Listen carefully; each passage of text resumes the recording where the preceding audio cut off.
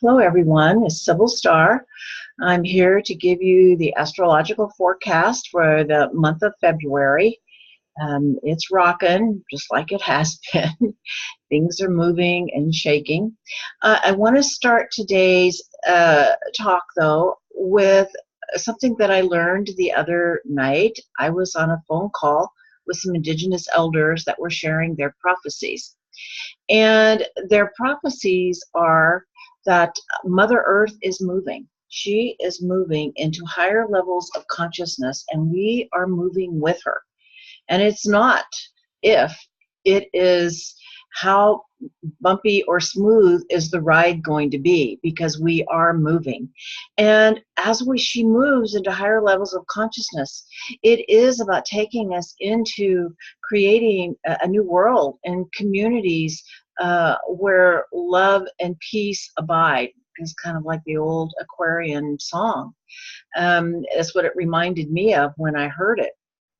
And so I think that's really relevant as we move into the new moon of Aquarius. We have the sun, moon, and Mercury, and actually Black Moon Lilith as well in the sign of Aquarius. And this new moon occurs on February 4th at 1:04 p.m. Pacific time. And also at this new moon is the beginning of the Chinese New Year, which is the year of the pig, and the pig is about prosperity. The Chinese New Year occurs every year on the second new moon after the, I think it's after the winter solstice. And so Aquarius is always the first new moon after the winter solstice. And so Aquarius, what does that mean? What is this new moon Aquarius bringing in this month? Well, Aquarius is the archetype of the water bearer. You've all seen the pictures, the beautiful pictures of the woman or the man pouring water from the heavens, the celestial waters down to earth. And so that is what it is, pouring the universal wisdom down to humanity, to help us awaken and become more enlightened. And it is like a spiritual baptism, the pouring of the water. Aquarius' symbol is the universal symbol for water, although it has also been interpreted as electricity, as Aquarius is an air sign, not a water sign. So it's a little confusing. Most people think it's a water sign since there's so much water. But that's what it is about, is the waters of universal wisdom, and that have to do with helping us wake up. And so Aquarius' teaching is very much about to thine own self be true. Aquarius often marches to the beat of a different drummer, walks a different path, and is a walking contradiction within themselves or itself. And so, and are often misunderstood because they don't walk the same path as other people. But we all have Aquarius in us. And so when the Aquarian moon is activated within us, it's wherever in your chart it falls, whatever planets it activates, but it is a teaching for everyone. And as I said, the teaching is to thine own self be true, because no one knows you better than yourself. And that's just the truth. No one knows you better than yourself. So listen to that inner wisdom. The ruling planet of Aquarius is Uranus, and Uranus symbolizes our intuition. It opens the door between the conscious mind and the unconscious mind to help us understand, to help us become aware of our inner divinity, of that divine spark that each of us carry. And so Uranus makes us aware of our own genius. Aquarius is a revolutionary sign, iconoclastic. They often swim against the current. And so its ruling planet, Uranus, is conjunct the planet Mars and the minor planet Eris at this new moon. And Uranus is about unpredictability, a change, awakening, like I said, it often is active whenever we're stuck. Uranus shows up to help us move along and to bring the change that needs to happen. And in Aries and conjunct Mars and Eris, these are warrior energies. And so it's about to having the courage to go against the grain, just to stand for what you know is right and true. And in political movements, well, always, it can bring in progressive new ideas. And right now, that's why I said political, there are some political ideas and movements whose time has come.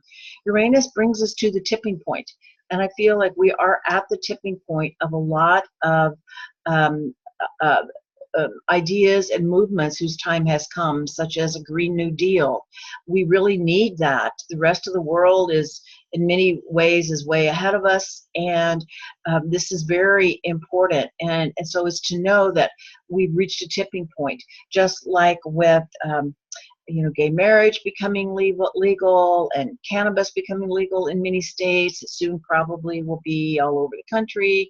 And so there are things whose time has come, whose time is ripe, and to have the courage to keep moving in that direction. The other ruler, the ancient ruler of Aquarius, is Saturn. Uranus is more the modern ruler because he was discovered in the 1700s, right around the time of the French Revolution and the American Revolution. And Saturn is in Capricorn right now in his own sign, so it makes him really strong.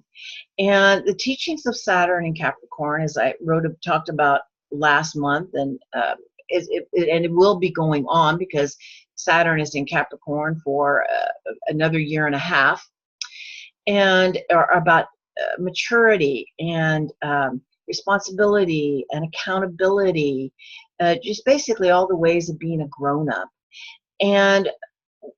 But it can also trigger fear. And when fear is triggered, it can also bring up any control issues that we may have. And Saturn right now is traveling with Pluto. I feel like the solar eclipse of January kind of initiated this energy, the Saturn-Pluto conjunction that will be exact in 2020. They're going to be traveling together for the next 2 years. And Rick Tarnas says as they travel together, it's really us going through the eye of the needle. Things are hard, and it is about coming into right alignment with our own inner integrity and levels of maturity. Pluto is the planet of death, transformation, and rebirth. And so it brings in, and it's about making the unconscious conscious. So it takes us into our own inner psyche, and it's always about soul healing. And in Capricorn, it's about healing issues of conditioning and also any places, it's about emotional honesty and maturity. Okay, but on a collective level, Saturn and Pluto transiting together, it is about holding our, let me back up. Capricorn is about authority figures, about government, financial institutions, political institutions, all of the structures that we have created to hold up our society. And with Pluto going through here, it is digging deep and showing us the deep corruption. And Saturn is the Lord of karma. Karma's coming due. A day of reckoning is coming.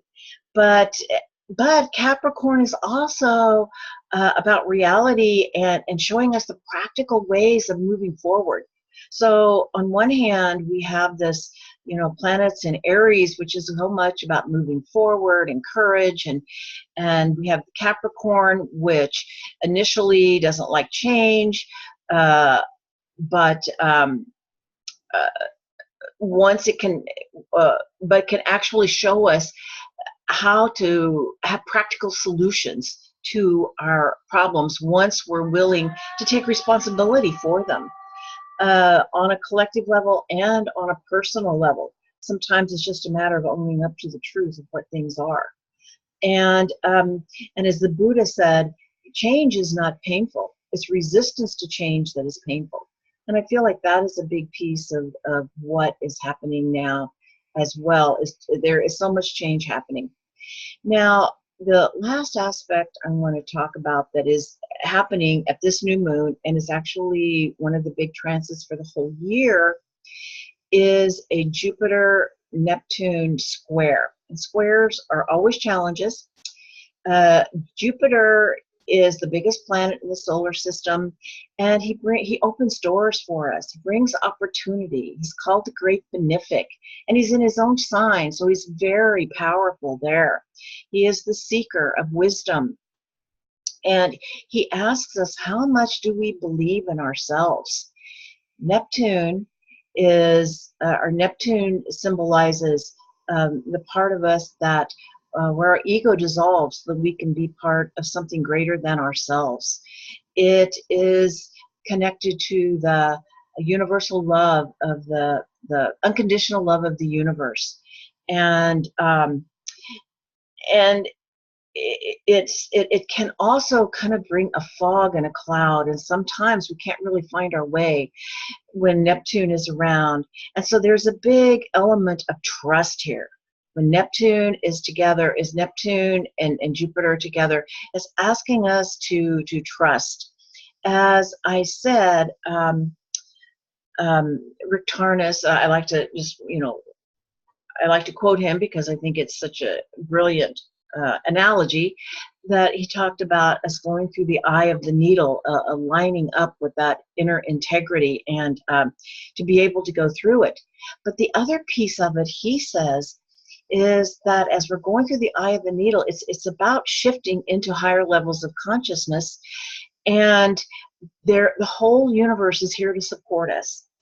And that's what it feels like with this Jupiter-Neptune conjunction, that there is a big piece of trust to know that the world of the invisible, the universe, is here to support us as we are going through these hard times. We have to do the work, but they are there to support us and cheering us on.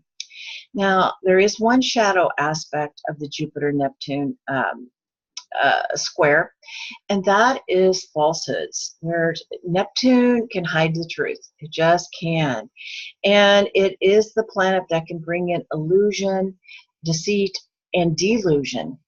And one of the things we've been seeing that I think is really important as we go on to really pay attention to is the term gaslighting, where we are manipulated to doubt what we see and know in our hearts to be true. And the other piece is self-delusion. They're both false paths. We can tell ourselves things that just are not true and believe them. The potential is higher now. And so there's a great quote from Rumi that I want to read that helps one differentiate, because it's always about going into the heart and trusting the heart. But Rumi says, "That which is false troubles the heart, but truth brings joyous tranquility." So if something comes up and you don't know if it's true or not, and you're questioning it, how does it feel in your heart? If you're in your head and you're thinking, I don't know what's going on, and you're really confused and really getting anxious, it's probably not true. And if it brings you truth, if it lands, even if it's a hard truth, that lands in your heart and you feel peace, know that to be the truth. And the last thing I want to say is to bring back the Aquarian New Moon and the prophecy. And is that as Mother Earth is moving and we are shifting into these higher levels of consciousness, the astrology is showing us ways to navigate this shift. And one way is that, to know that inner truth within yourself, to know who you are. Second, to know that we are clearing our channel through this deep, hard work that we're doing, and our structures are breaking down. There's a tremendous amount of instability, and so we need to just hold on, but know that we're kind of like cleaning house, cleaning things up. And the other thing is to know that there is a lot of falsehood flying around, and to help you determine what is true. And that is all about helping us connect more deeply with Mother Earth and with that light that is coming in so strongly. And I feel like the Jupiter-Neptune aspect has a lot to do with opening the door to the light that is coming in. And as that light comes in, it connects with Mother Earth and our heart and is that anchor of love that helps us hang on as we're moving and creating communities of love, peace, joy, and justice. It is possible. And as Arundhati Roy says, another world is coming, and on a quiet day, I can hear her breathing. All right. Oh, thank you.